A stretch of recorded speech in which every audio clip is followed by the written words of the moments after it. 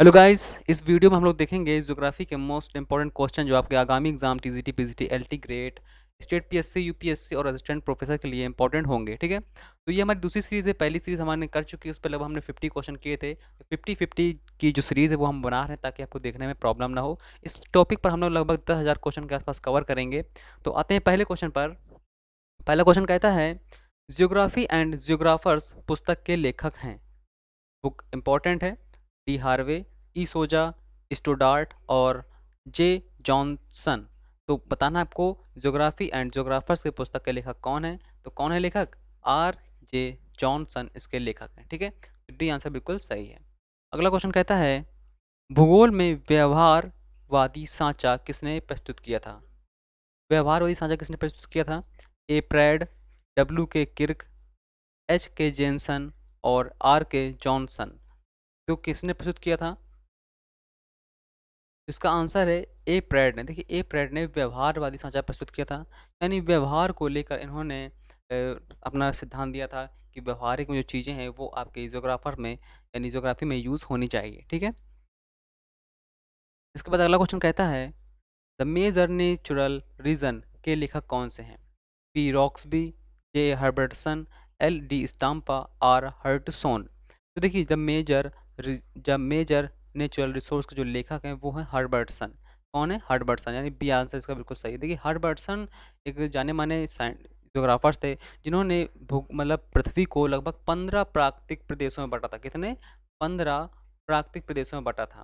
ठीक है, और अगर हम बात करें तो ये संभववाद के समर्थक भी थे। ठीक है, यानी संभववाद आपने देखा होगा कि कब निश्चयवाद के बाद आपका आता है संभववाद। जो विडाल डी लाप्लासा जो फ्रांस के थे वो प्रारंभ करते हैं। संभववाद के समर्थक ये माने जाते हैं जे हर्बर्टसन। अगला क्वेश्चन कहता है, देखिए सूची फर्स्ट में आपको भूगोलवेत्ता दिया गया है, सूची सेकंड में पुस्तक या उनके लेख दिए गए हैं। वो हमें मिलाने हैं कि निम्न में से कौन सा सुमेलित है। ठीक है, तो किताबें दी गई हैं आपको सामने, वो बतानी है। तो देखिए, ए एच बैरोस की कौन सी पुस्तक है? Geography and human ecology. तो पहले का थर्ड हो गया, पहले का थर्ड कहीं दिया गया है? हाँ, ये दिया गया है। तो यानी हमारे दो ऑप्शन ये गलत हो जाते हैं। ठीक है, अब हम देखते हैं, ई हटिंगटन की है सिविलाइजेशन एंड क्लाइमेट। तो बी का प्रथम चलिए मिल गया, यानी ए आंसर क्या है आपका बिल्कुल सही है। एर्नोल्ड गोचार्ट की पुस्तक कौन सी है? The earth and man. और चार्ली और हेगड़े कौन सी पुस्तक है?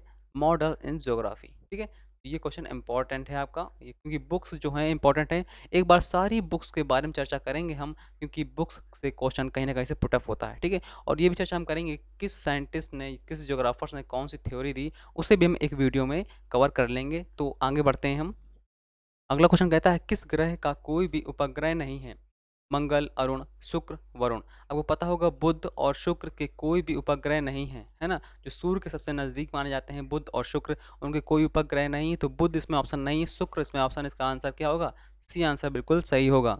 अगला क्वेश्चन कहता है, फिलामेंट शब्द का प्रयोग किया गया है ग्रहाणु परिकल्पना में, ज्वरीय परिकल्पना में, या फिर सुपरनोवा विस्फोट परिकल्पना में, या फिर आंतरिक धूल परिकल्पना में? देखिए, जो फिलामेंट है, फिलामेंट का प्रयोग किया गया था किसमें? ग्रहाणु परिकल्पना में। ठीक है, क्योंकि फिलामेंट का जो रूप दिया गया था, ग्रहाणु परिकल्पना नहीं, सॉरी, ज्वरीय परिकल्पना में प्रयोग किया गया था। क्योंकि ज्वर में क्या होता है, जो आपके फिलामेंट का रूप जो साइंटिस्ट देते हैं वो आपके आते हैं, जैसे आपका जेम्स जीन्स थे। जो आपके जेम्स जो जीन्स थे, इन्होंने कहा था कि जब कोई एक तारा था, इससे जब एक तारा गुजरता है, बड़ा तारा, तो इससे एक फिलामेंट के रूप में एक चीज़ अलग हो जाती है, जिससे अन्य ग्रहों का निर्माण होता है। उसे ही कहा था कि फिलामेंट के रूप में अलग चीज़ें होती हैं, तो वो ज्वरीय परिकल्पना के अंतर्गत यूज़ की जाएंगी। ठीक है, ना कि ग्रहाणु परिकल्पना का। तो इसका बी आंसर बिल्कुल राइट होगा। अगला क्वेश्चन कहता है, तारों की निसृत गैस धूल राशि से बने पिंड को क्या कहते हैं? ऑप्शन आपके सामने हैं, फिलामेंट, नेबुला, ग्रहाणु, या फिर द्वैतारक। तो देखिए, तारों से जो गैस निकलती है या फिर धूल राशि निकलती है उसे हम नेबुला बोलते हैं। ठीक है, क्या बोलते हैं? नेबुला। अगला क्वेश्चन कहता है, कहाँ वर्ष की लंबाई सबसे अधिक होती है? ऑप्शन है बुध, बृहस्पति, पृथ्वी, या फिर प्लूटो। अब तो देखिए, वर्ष की लंबाई सबसे अधिक कहाँ होगी? मान लीजिए आपका सूर्य है, बुध, शुक्र, फिर पृथ्वी, फिर मंगल, बृहस्पति, शनि, अरुण, वरुण, यम, ये ग्रह हैं। तो ये जल्दी चक्कर लगा लेगा, फिर ये चक्कर लगा लेगा, फिर ये चक्कर लगा लेगा, है ना? ऐसे चक्कर लगाते रहेंगे। तो सबसे देर में यम वाला ग्रह चक्कर लगाएगा ना, जिसे प्लूटो कहते हैं। हालाँकि अब वो ग्रह की श्रेणी में नहीं है, लेकिन फिर भी क्या है, अब क्वेश्चन पूछा गया तो बताना पड़ेगा ना। तो प्लूटो आंसर से सही होगा, है ना? सबसे ज़्यादा जो वर्ष होता है, वर्ष की लंबाई प्लूटो में देखने को मिलेगी। तो डी आंसर इसका बिल्कुल सही होगा। अगला क्वेश्चन कहता है, सूर्य का सबसे नज़दीक ग्रह कौन सा है? ऑप्शन है शुक्र, बुध, बृहस्पति या फिर मंगल। सिंपल सा आंसर है, तो बुध इसका आंसर बिल्कुल सही है। ठीक है। अगला क्वेश्चन कहता है, एक नाविक के लिए निम्नलिखित में कौन सा अधिक उपयोगी साबित होता है? देखिए, नाविक जो होते हैं उनके लिए कौन सा अधिक उपयोगी साबित होता है, कहने का मतलब ये है। तो जो नाविक होता है, नाविक के लिए ऑप्शन दिए गए हैं, मर्केटर प्रक्षेप, नोमिनिक प्रक्षेप, ज्वाकीप ज्वाक्रीय प्रक्षेप, मालवीय प्रक्षेप। देखिए, इनके लिए जो प्रयोग होता है प्रक्षेप, वो मर्केटर प्रक्षेप जो होता है सबसे उपयुक्त होता है। ठीक है, कहाँ पर है, कहाँ पर जाना है, कहाँ से वापस आना है, तो उनके लिए मर्केटर प्रक्षेप का प्रयोग करते हैं और ये सबसे इम्पोर्टेंट इनके लिए होता है। ठीक है। अगर हम मर्केटर प्रक्षेप के बारे में जानें, तो इसमें क्या होता है, सरल रेखा अक्षांश रेखाओं को एक निश्चित कोण पर काटती हुई हैं और इसी के सहारे जो होते हैं, जो नाविक होते हैं, उसको आगे बढ़ते हुए देखते हुए चलते हैं, जिसके कारण उनके नौ संचालन में कोई प्रॉब्लम नहीं आती है और बिल्कुल अपनी स्थिति पर पहुंच जाते हैं। ठीक है। अगला क्वेश्चन कहता है, सौरमंडल का सबसे बड़ा ग्रह कौन सा है? तो सिंपल सा क्वेश्चन है, आपको बिल्कुल आंसर पता होगा कि सौरमंडल का सबसे बड़ा ग्रह कौन सा है? बृहस्पति है। कौन है? बृहस्पति, जिसे हम लघु सौर तंत्र भी बोलते हैं। किसे बोलते हैं? इसे हम बोलते हैं लघु सौर तंत्र। ठीक है। लगभग इसके 62 उपग्रह हैं और शनि के जितने हैं, शनि के आपके 82 हैं। ठीक है, शनि के 82 हैं, सबसे अधिक शनि के हैं और जो सबसे बड़ा ग्रह है वो आपका बृहस्पति ग्रह है। ठीक है। इस पर एक लाल धब्बा भी देखने को मिलता है, जो आंधियों का समूह माना जाता है। ठीक है, लाल धब्बा। अगला क्वेश्चन कहता है, किस ग्रह को पृथ्वी का जुड़वां तारा कहा जाता है? शुक्र है, मंगल है, बृहस्पति या फिर बुध है? तो शुक्र ग्रह को पृथ्वी का जुड़वा तारा बोलते हैं। इसे हम पृथ्वी की बहन, पृथ्वी की भगनी, सांझ का तारा, भोर का तारा, ये इसे नाम हम देते हैं। ठीक है। और क्योंकि इसका जो आकार आयतन है लगभग पृथ्वी के बराबर है या पृथ्वी से थोड़ा सा कम है, इसलिए हम पृथ्वी की बहन के रूप में इसे हम जानते हैं। ठीक है। अगला क्वेश्चन कहता है, जेनस, टाइटन, हाइपेरियन आदि किस ग्रह के उपग्रह हैं? ऑप्शन है बृहस्पति, वरुण, शनि या फिर मंगल के। देखिए, हमें पता है कि जो शनि है, शनि में आपका टाइटन उपग्रह है। तो एक उपग्रह से आप पहचान सकते हैं टाइटन शनि का सबसे बड़ा उपग्रह है। जेनस भी इसी का है, हाइपेरियन भी इसी का है। और आपका जो शनि है, इसके सबसे ज़्यादा उपग्रह हैं। कितने हैं? लगभग 82 उपग्रह इसके देखने को मिलते हैं वर्तमान में। बृहस्पति के लगभग 62 है। ठीक है। मंगल के दो प्रमुख हैं, आपका डीमोस और फोबोस। ठीक है, ये दोनों याद रखिएगा। इसके बाद हम आते हैं अगले क्वेश्चन पर। अगला क्वेश्चन कहता है, किस ग्रह पर विशाल धब्बा पाया जाता है? देखिए, अभी हमने चर्चा की थी ना कि विशाल धब्बा किस ग्रह पर मिलता है, तो हमने बताया था कि बृहस्पति पर यह धब्बा हमें देखने को मिलता है, जो क्या है, आंधियों का समूह है। ये लगभग कई वर्षों से चल रही हैं, आंधियों का समूह है। ठीक है। अगले क्वेश्चन पर आते हैं। अगला क्वेश्चन कहता है, इनमें से कौन सा युग्म सुमेलित नहीं है? लेकिन नहीं है पूछा गया है।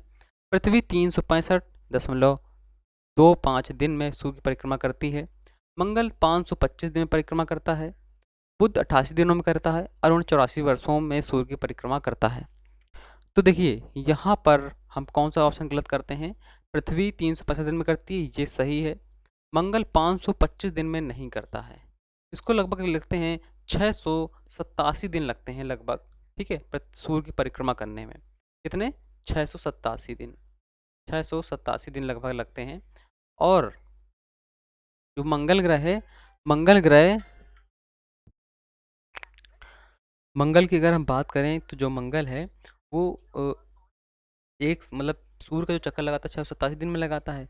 लेकिन अगर हम बात करें मंगल ग्रह की, तो जो मंगल ग्रह है ये लगभग 24 घंटे में ही, 24 घंटे के आसपास ही अपने धुरी पर भी घूम जाता है। और जो बुध है 88 दिनों में सूर्य चक्कर लगा लेता है और अरुण 84 वर्षों में सूर्य का चक्कर लगा पाता है। ठीक है, यहाँ पर हमारा कौन सा कथन सही नहीं है, बी वाला कथन सही नहीं है, तो बी वाला ऑप्शन गलत होगा। ठीक है, इसके बाद हम बात करते हैं अगले क्वेश्चन की। अगला क्वेश्चन कहता है निम्नलिखित में से कौन सा सुमेलित नहीं है। ग्रह दिया गया है, उसकी सूर्य से दूरी दी गई है। देखिए ग्रहों और सूर्य की दूरी में लगभग आपको जो 4 ग्रह हैं आपको पता ही होना चाहिए, जैसे पृथ्वी है, मंगल है, बृहस्पति, शनि है। लगभग आपको बुध, शुक्र, पृथ्वी, मंगल की आपको पता ही होनी चाहिए। इससे लगभग हम लोग इतना अंदाज़ा लगा सकते हैं कि कौन सा सही है, कौन सा नहीं सही है। कम से कम पृथ्वी तो पता ही होनी चाहिए हमें। अब यहाँ पर हम देख रहे हैं कि पृथ्वी की जो दूरी होती है ना सूर्य से, वो इतनी नहीं होती है ना? बाकी सब हमें ना भी पता हो तो भी चल जाएगा, लेकिन हमें पृथ्वी की तो पता ही होनी चाहिए। तो पृथ्वी की इतनी दूरी नहीं होती, औसतन जो होती है 15 करोड़ किलोमीटर दूरी होती है ना? अधिकतम अगर बात करें तो 15.7 करोड़ किलोमीटर होती है, और न्यूनतम 14.7 करोड़ किलोमीटर दूरी के आसपास होती है ना? तो ये क्या है, पृथ्वी की अधिकतम और न्यूनतम दूरी, जबकि औसतन कितनी होती है, 15 करोड़ किलोमीटर दूरी होती है। तो ये वाला ऑप्शन क्या है, गलत हो जाता है। अगला क्वेश्चन कहता है निम्नलिखित में से कौन सा ग्रह पृथ्वी के सबसे निकट है। तो देखिए ये आपका सूर्य हो गया, ये बुध हो गया, ये शुक्र हो गया, ये पृथ्वी हो गई, और ये मंगल हो गया। देखिए एक होता है बोर्ड्स लॉ, यानी बोर्ड्स का नियम। बोर्ड्स, ये अगर आप नियम समझ लेंगे तो आप हर ग्रह की दूरी को समझ पाएंगे। देखिए बोर्ड्स का नियम कहता है कि जैसे जैसे दूरी बढ़ती है तो दोनों ग्रहों के बीच की दूरी भी बढ़ती जाती है। अब देखिए यहाँ से यहाँ की तरफ दूरी बढ़ रही है ना? तो इन दोनों के बीच की दूरी बढ़ती जाएगी। तो अब आप ये बताइए इन दोनों ग्रहों के बीच की दूरी अधिक होगी या फिर इन दोनों ग्रहों के बीच की दूरी अधिक होगी? यानी पृथ्वी यानी अर्थ और मंगल मार्स, इन दोनों के बीच की दूरी अधिक होगी, जबकि इन दोनों की दूरी क्या होगी, पास होगी। तो यही क्वेश्चन है कि निम्नलिखित में से कौन सा ग्रह पृथ्वी के सबसे निकट है। तो कौन सा ग्रह होगा, आपका शुक्र ग्रह हो जाएगा। ठीक है, यानी बी आंसर बिल्कुल सही हो जाएगा।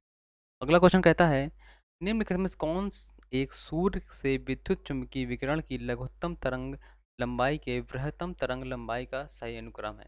देखिए हमें पता है सूर्य से बहुत सारी तरंगें आती हैं। ठीक है, सूर्य से बहुत सारी तरंगें आती हैं, तो उन तरंगों का जो क्रम है वो सही से लगाना है आपको।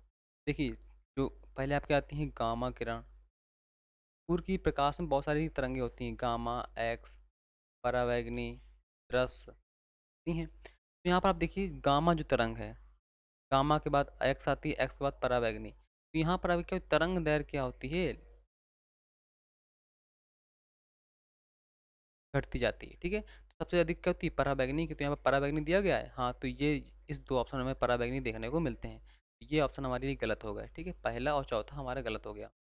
गामा के बाद गामा एक्स पराबैंगनी दृश्य, पराबैंगनी के बाद दृश्य आता है, तो दृश्य देखिए दिया गया है। ठीक है, फिर आता है आपका लघु तरंग, दीर्घ तरंग आता है, फिर लघु तरंग आता है। तो यहाँ पर वो नहीं दिया गया है, तो इंफ्रारेड दिया गया है। इंफ्रारेड के बाद फिर रेडियो तरंग दिया गया है। रेड इसके बाद में आपका आता है रेडियो तरंग। तो यहाँ पर आप देख पा रहे हो कि बी ऑप्शन बिल्कुल राइट है। पराबैंगनी, फिर दृश्य, फिर इंफ्रारेड, फिर रेडियो वेव। ठीक है, अगला क्वेश्चन कहता है पृथ्वी की सही आकृति है, यानी पृथ्वी की जो आकृति है, आप कई बार देखे होंगे, कोई गोल कहता है, कोई ऑबलेट कहता है, कोई जियोड कहता है, मतलब सब कोई अलग अलग एक प्रकार से आकृति का नाम दिया जाता है। तो पृथ्वी की जो आकृति है वो कैसी है, वो आकृति जियोड है। ठीक है, यानी अंडे टाइप की है, यानी पृथ्वी के ध्रुव पर चपटी हुई है। ठीक है, ध्रुव पर चपटी हुई है, भूमध्य रेखा पर फैली हुई है। अब देखिए अगर जियोड नहीं दिया होता है तो स्फेराइड ऑप्शन आपका बिल्कुल सही होगा।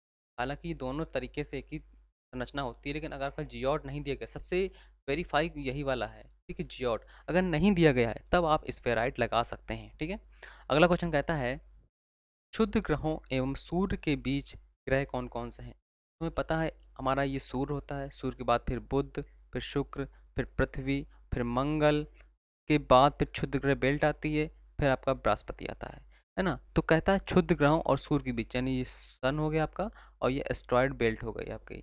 ठीक है, इन दोनों के बीच कौन कौन से ग्रह आते हैं, बुध, शुक्र, पृथ्वी, मंगल।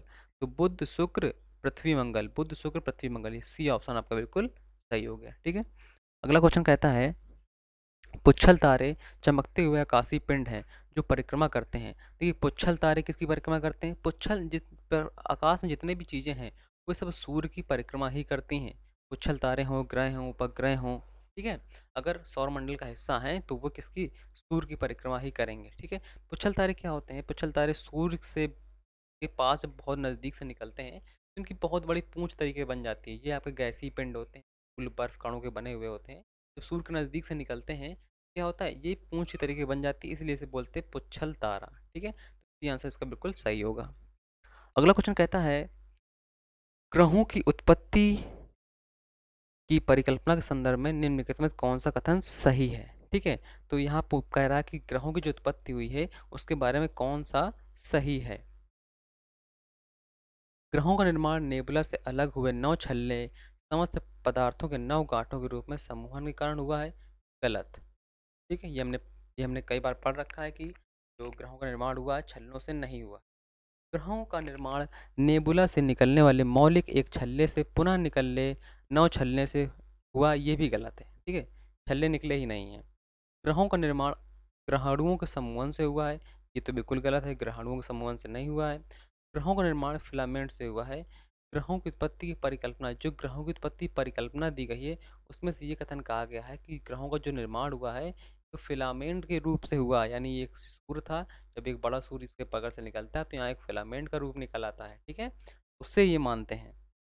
अगला क्वेश्चन कहते हैं, कथन दिया गया है, कारण दिया गया है, तो आपको बताना है कौन सा इसमें सही होगा। कहता है, पृथ्वी पर दिशाएं विवेकाधीन होती हैं। एक गोलाकार धरातल के ना तो किनारे होते हैं, ना ही इसका आदि होता है, ना ही अंत होता है। तो पृथ्वी पर दिशाएं विवेकाधीन होती हैं, मतलब सही बात है ना। यानी पृथ्वी पर अगर हम दिशाएं रखनी है हमको तो विवेक के आधार पर हमें करना पड़ेगा। वर्चुअली कोई होती तो है नहीं, कहीं पर भी लिखा तो हुआ नहीं कि ये ईस्ट है ये वेस्ट है। एक गोलाकार धरातल के ना तो कोई किनारे होते हैं, बिल्कुल सही बात है, ना ही आदि होता है ना ही अंत होता है। यानी क्या होगा इसका आंसर, इसका आंसर बिल्कुल आपका ए सही होगा, यानी दोनों सही हैं और दोनों सही उसकी व्याख्या भी करता है। ठीक है, क्योंकि जब उसका ना आदि है ना अंत है ना पूर्व है ना पश्चिम है, दिशाएं कहाँ से जाएंगी फिर। ठीक है, चलिए अगले क्वेश्चन पर आते हैं। अगला क्वेश्चन कहता है, एक ग्रह की अपनी कक्षा में सूर्य से अधिकतम दूरी को क्या कहते हैं। जब एक कोई पिंड सूर्य से अधिकतम दूरी पर होगा तो उसे हम क्या बोलेंगे, उसे हम बोलेंगे अपसौर। क्या बोलेंगे, अपसौर। देखिए, पृथ्वी जो होती है सबसे नज़दीक कब होती है, सबसे नज़दीक होती है आपकी उपसौर के दिन। उपसौर में सबसे नज़दीक होती है पृथ्वी, अपसौर में सबसे दूर होती है। त्रेजी में क्या होता है, चंद्रमा सबसे पास होता है पृथ्वी के। ठीक है, और एपोजी में चंद्रमा सबसे दूर होता है किसके, पृथ्वी के। ठीक है, तो अगर हम बात करें उपसौर की स्थिति, तो उपसौर की स्थिति आती है 3 जनवरी के दिन। ठीक है, और अपसौर की स्थिति कब आती है, 4 जुलाई को। ठीक है, 3 जनवरी के दिन सबसे नज़दीक होती है पृथ्वी सूर्य के और 4 जुलाई को सबसे दूर होती है। ठीक है, अगला क्वेश्चन कहता है, सूची 1 को सूची सेकंड से मिलाना है। सूची फर्स्ट में आपको उपग्रह दिए गए हैं और सूची सेकंड में संबंधित ग्रह दिए गए हैं। ठीक है, तो उपग्रहों को देखिए और फिर बताइए कौन सा किससे मैच करता है। देखिए, आपको गैनीमीड पता है ना, आपको टाइटन भी पता होगा, तो यहाँ पर लगाते हैं हम। जो गैनीमीड है किसका है, ये आपका बृहस्पति का है। टाइटन किसका है, टाइटन शनि का है ना। तो यहाँ पर देखिए डी का पहला कहीं दिया गया है, डी का पहला, बस बस बस बस डी का पहला ये मिल गया है ना। तो किसका है, एरियल किसका है, एरियल आपका यूरेनस का है। और चेरोन किसका है, ये आपका हो गया प्लूटो का। ठीक है, बिल्कुल सिंपल सा क्वेश्चन था। आपको अगर गैनीमीड और टाइटन पता है तो आप बिल्कुल आंसर इसका लगा लेंगे। अगला क्वेश्चन कहता है, ग्रीष्म संक्रांति के बारे में निम्नलिखित कथनों को पढ़िए और फिर उसके बारे में आंसर दीजिए। ठीक है,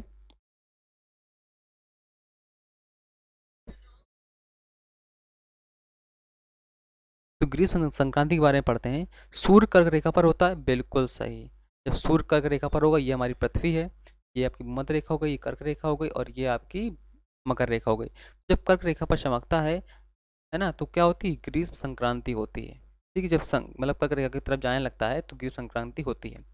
सूर्य मकर रेखा पर चमकता है, अब सूर्य कर्क रेखा पर मकर रेखा पर चमक नहीं सकता है, एक ही रेखा पर चमकेगा, तो सूर्य कर्क रेखा पर चमकता है, इसका मतलब दूसरा वाला ऑप्शन बिल्कुल गलत हो गया। तो अब देखिए दूसरा वाला में ये है, ये गलत हो गया, ये गलत हो गया आपका, ये गलत हो गया। लीजिए आंसर ये आ गया बिल्कुल सीधे सीधे, यानी पहला और थर्ड। दक्षिणी गोलार्ध में सबसे बड़ा दिन और सबसे छोटी रात होती है।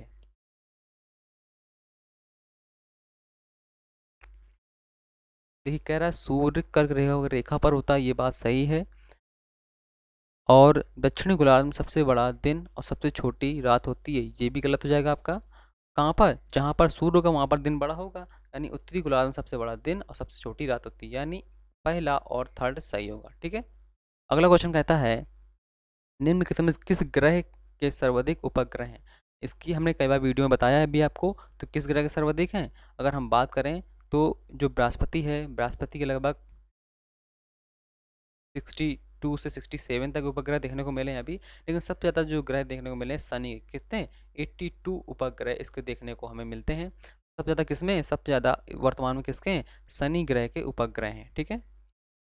अगला क्वेश्चन कहता है एस्टेरॉयड बेल्ट निम्नलिखित में से किस ग्रहों के बीच है? अभी हमने बात की थी कि एस्टेरॉयड बेल्ट किन ग्रहों के बीच पाई जाती है। ये हमारा सूर्य था, बुध, शुक्र, पृथ्वी, मंगल और बृहस्पति।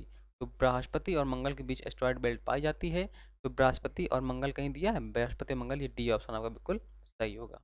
अगला क्वेश्चन कहता है ग्रहों के चारों ओर चक्कर लगाने वाले आकाशीय पिंड को क्या कहा जाता है? देखिए ग्रह लगाते हैं सूर्य चक्कर, है ना। तो और जो उपग्रह होते हैं ये लगाते हैं किसका? ग्रह का चक्कर। तो आंसर क्या होगा? उपग्रह होगा।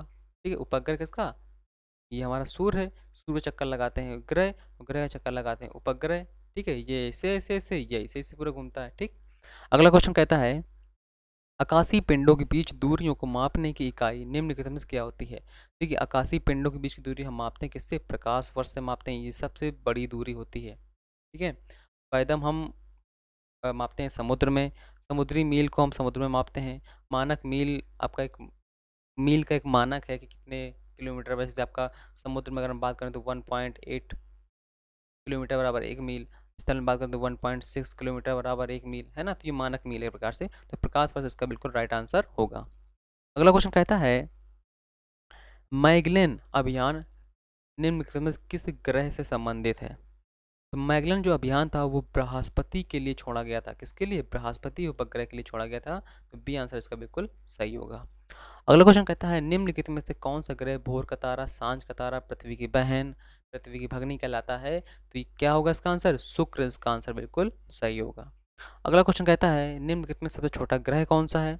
तो बुध है सबसे छोटा ग्रह। ये बिल्कुल सिंपल सिंपल क्वेश्चन है। ये क्वेश्चन आए हुए हैं, यहाँ पे लिखा नहीं हुआ है, लेकिन ये क्वेश्चन बहुत बार रिपीट हुए हैं। तो ये क्वेश्चन इसलिए रिवीजन करवा रहे हैं ताकि आपको दिमाग में बैठे रहे, रिवाइज चीज़ें होती रहें। अगला क्वेश्चन कहता है निम्नलिखित में किसे सायंकाल का तारा कहते हैं? तो हमें पता है बुध को, शुक्र को कहते हैं, है ना। सायंकाल का तारा, भोर का तारा, पृथ्वी की बहन, पृथ्वी की भगनी, ये सब किसे कहते हैं हम? शुक्र ग्रह को कहते हैं। अगला क्वेश्चन कहता है वायुमंडल की अनुपस्थिति में आकाश का रंग कैसा होगा? देखिए ये हमारी पृथ्वी है, पृथ्वी पर जल का विस्तार है।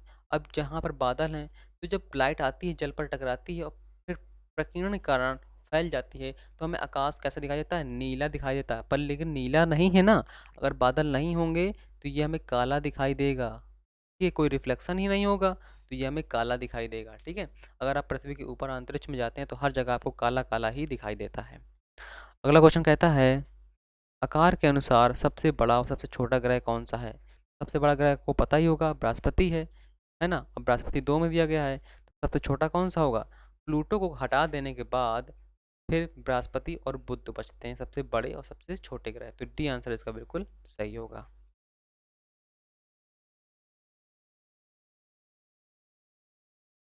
अगला क्वेश्चन कहता है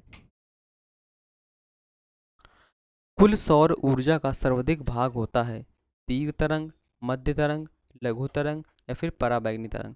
देखिए जो ऊर्जा प्राप्त होती है वो सबसे ज़्यादा लघु तरंग दूर में प्राप्त होती है, यानी जो सूर्य जो रोशनी फेंकता है, यानी जो प्रकाश आता है वो आता है शॉर्ट वेव में।